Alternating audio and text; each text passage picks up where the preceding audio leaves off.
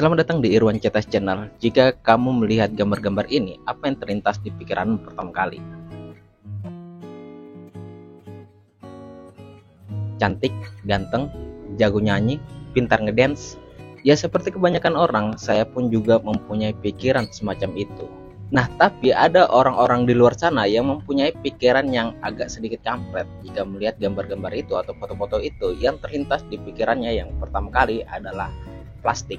Nah, di sini kita tidak akan membahas grup K-pop, tapi yang kita akan bahas adalah operasi plastik. Pengantarnya agak tidak nyambung ya, tapi ya sudahlah. Jadi kita tidak usah berlama-lama, kita akan mencari tahu apa itu operasi plastik, terus bagaimana sejarahnya dan lain-lainnya. Jadi ayo kita tanya Google.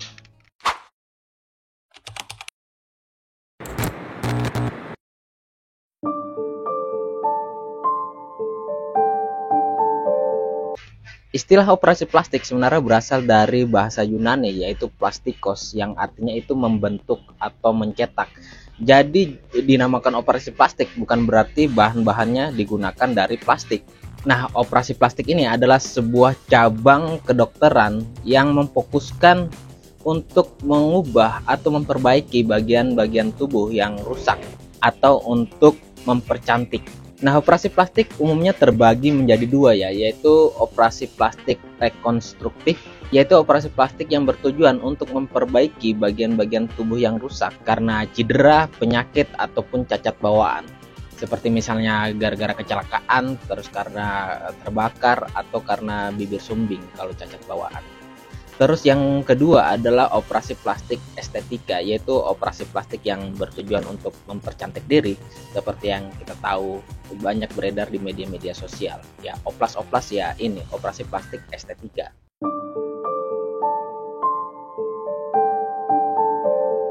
Catatan tertua tentang operasi plastik sebenarnya berasal dari India, yaitu sekitar tahun 600 sebelum Masehi.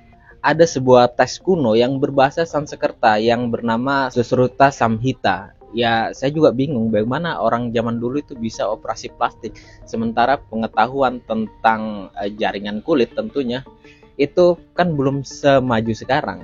Nah, setelah saya baca-baca, ternyata metode operasi plastik pada zaman kuno itu masih menggunakan metode flap pedikulat. Jadi misalnya mau merekonstruksi hidung ini, itu kulit dahinya disayat sedikit, terus ditarik, ditempelkan ke hidung, dibiarkan masih menyatu dengan dahi karena masih membutuhkan aliran darah. Ketika sudah menyatu dengan hidung, baru bisa dipotong yang di bagian dahi.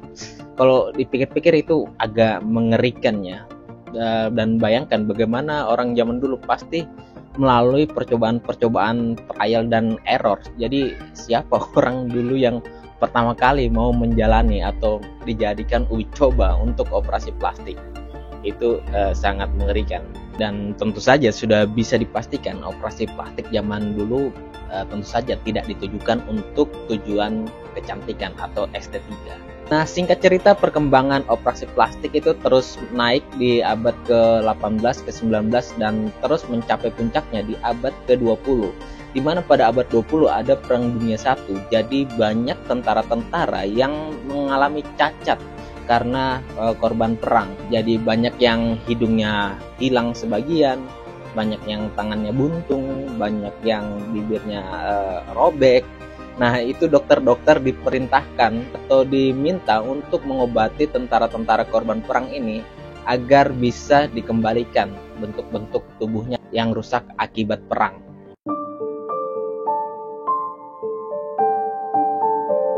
Nah, setelah Perang Dunia I berakhir, akhirnya banyak ahli-ahli bedah yang menjadi berpengalaman menjalani operasi rekonstruktif, akhirnya beralih ke operasi estetika.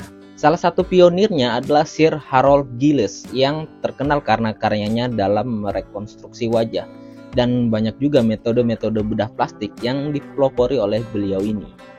Nah, di tahun 1920-an dan 1930-an, prosedur bedah kosmetik mulai lebih dikenal dan diterima oleh masyarakat. Teknik untuk operasi hidung dan operasi kelopak mata mulai dikembangkan dan disempurnakan.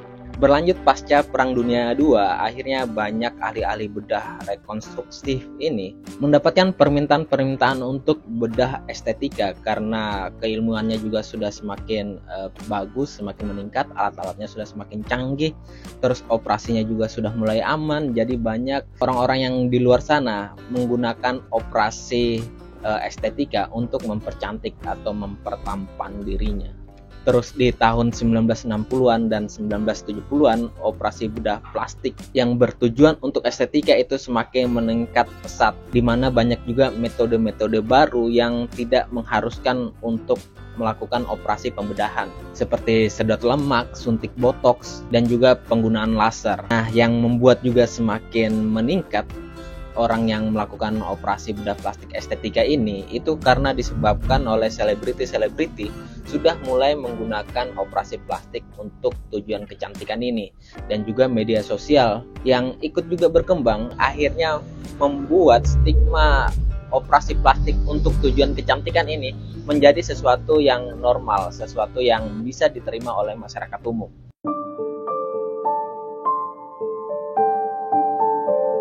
Walaupun operasi plastik yang ribuan tahun lalu itu digunakan untuk memperbaiki kecacatan karena kecelakaan atau cacat dari lahir, karena media sosial yang berkembang semakin pesat, terus perkembangan di bidang bedah plastik ini juga semakin maju dan juga semakin aman, terus penerimaan di masyarakat juga sudah semakin umum, sudah bisa dinormalisasi, akhirnya perkembangan bedah plastik untuk tujuan kecantikan itu semakin pesat. Jadi kalau mau hidung mancung, terus dagu lancip kayak anime, terus payudara yang oversize, kamu bisa mendatangi ke Pak Dokter untuk operasi bedah plastik ini. Yang penting kamu punya uangnya, karena di masyarakat sudah mulai menormalisasi hal ini dan bisa menerima hal ini. Bahkan juga di negara-negara luar sana, hal ini sudah menjadi sebuah hal yang umum.